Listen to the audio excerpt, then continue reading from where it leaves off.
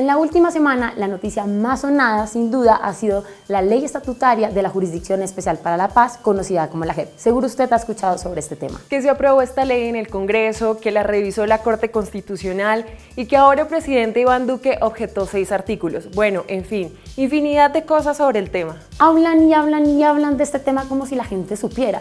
Y la verdad es que no, hay más de uno que está perdido. Si usted pertenece a este grupo y no tiene ni idea qué es la ley estatutaria, lo invitamos a que se quede unos minuticos y aquí le explicamos qué es y para dónde va. Arranquemos.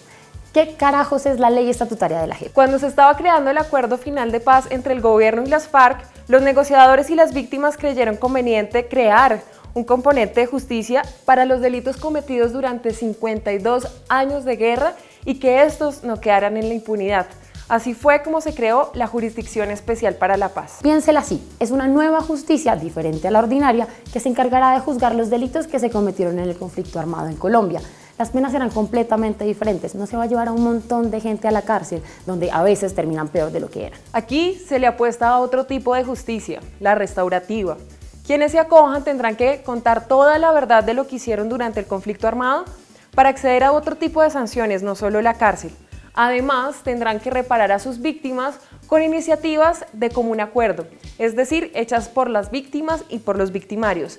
Un ejemplo, los familiares de los diputados del Valle hablaron con los miembros de las FARC que asesinaron a sus seres queridos y les pidieron que construyeran un colegio como medida de reparación en este departamento. Como en Colombia nunca había existido un tribunal de este estilo, con sanciones restaurativas, era importante crear una ley para que los magistrados tomaran decisiones con nuevas normas de manera autónoma. Así que esto es una ley estatutaria, un conjunto de normas que se crea para proteger un derecho fundamental.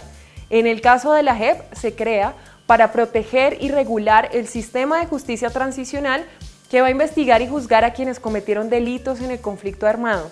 Además, sobre todo, para proteger los derechos fundamentales de reparación, verdad y no repetición de las víctimas. Ahora queremos contarles qué puede pasar con la ley estatutaria en el Congreso. Estos son los escenarios. Primer escenario. Senado y Cámara aceptan las objeciones que hizo el presidente Iván Duque con mayoría absoluta, es decir, con la mitad más uno de sus integrantes. Si es así, hay dos opciones. La primera es que el Congreso elimine los artículos objetados del texto de la ley estatutaria. En ese caso, los abogados y expertos no se han puesto de acuerdo en qué sucedería. Algunos dicen que la ley pasaría directamente a manos del presidente Duque para que la sancione, pero sin el derecho a objetarla nuevamente. La segunda opción es que el Congreso haga cambios a los artículos objetados. Es poco probable que esto ocurra, pero en dado caso de que sí, algunos expertos aseguran que pasaría de nuevo a la Corte Constitucional para que revisen los cambios y, por último, de nuevo al presidente. Segundo escenario.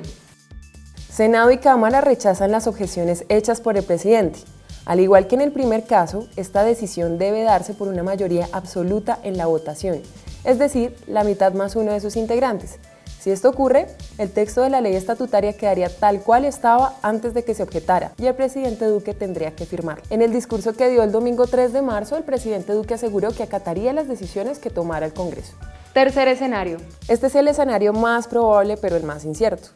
Si en Senado o en Cámara no hay quórum para votar las objeciones, ya sea porque los partidos no se pusieron de acuerdo o los votos no alcanzan la mitad más uno, entonces hay dos opciones que expertos y abogados están estudiando. La primera opción es que se archive todo el proyecto de ley estatutaria y en ese caso tendría que comenzar de nuevo en el Congreso los 8 debates, tanto en Cámara como en Senado, y luego volvería a su revisión por la Corte Constitucional.